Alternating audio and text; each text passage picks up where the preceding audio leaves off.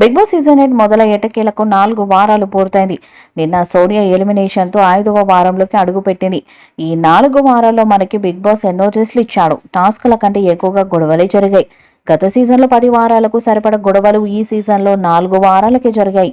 కానీ టాస్కులు మాత్రం చాలా తక్కువగా పెట్టారు. స్టార్ మహిళ మరియు ఆదివారం విత్ స్టార్ మా పరివారం వంటి షోస్లో నిర్వహించే టాస్కులు బిగ్ బాస్ హౌస్లో నిర్వహిస్తున్నారనే విమర్శలు కూడా వచ్చాయి. అంత వీక్ టాస్క్లు ఉన్నాయన్నమాట.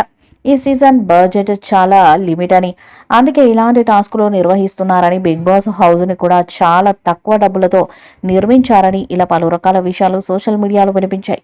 ఈ వారం డబుల్ ఎలిమినేషన్ ఉంటుందని అందరూ అనుకున్నారు. ఎందుకంటే అక్టోబర్ 5వ తారీఖున 9 మంది వరల్డ్ కార్డు ద్వారా హౌస్లోకి ఎంటర్ అవ్వబోతున్నారు.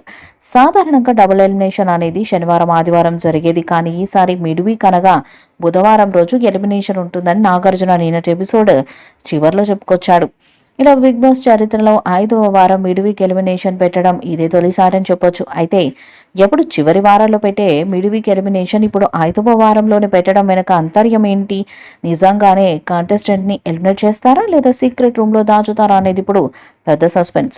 ప్రస్తుతం హౌస్లో ఉన్న కంటెస్టెంట్స్లో ఆదిత్య ఓం లేదా పృథ్వీరాజు నామినేషన్స్లోకి వస్తే వీళ్ళిద్దరిలో ఎవరో ఒకరు బుధవారం రోజు ఎలిమినేట్ అయ్యే అవకాశం ఉంటుంది.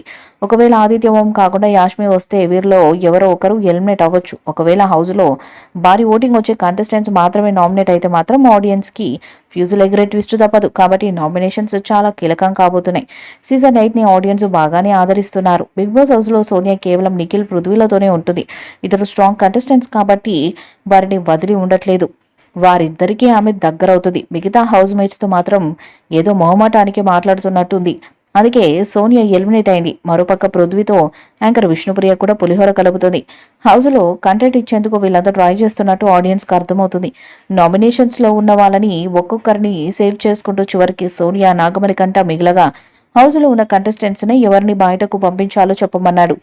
నిఖిల్, పృథ్వీ, నైనిక మాత్రమే సోనియాకు సపోర్ట్ చేయగా మిగిలిన కంటెస్టెంట్స్ అంతా కూడా నాగమణి కంటకు సపోర్ట్ చేశారు. దీంతో సోనియా ఎలిమినేట్ అయింది. అయితే మనీ డేంజర్ జోన్లోనే ఉన్నాడని, ఈ ఎపిసోడ్ తర్వాత మణికంఠ కొన్ని రోజులు జైల్లో ఉండాలని చెప్పాడు నాగార్జున. ఇప్పటికీ 4 కంటెస్టెంట్స్ ఎలిమినేట్ అయ్యారు. అయితే ఈ వారం మధ్యలో వైల్డ్ కార్డ్ ఎంట్రీలు ఉండొచ్చని తెలుస్తుంది. ఈ వీడియోపై మీ అభిప్రాయాన్ని కామెంట్ బాక్స్లో తెలియజేయండి. వీడియో మీకు నచ్చితే లైక్ చేయండి, షేర్ చేయండి, కామెంట్ చేయండి. మరిన్ని అప్డేట్స్ కోసం మన ఛానల్ని సబ్స్క్రైబ్ చేయండి. అలాగే పక్కన ఉన్న గట్టి సింబల్ గట్టిగా కొట్టండి.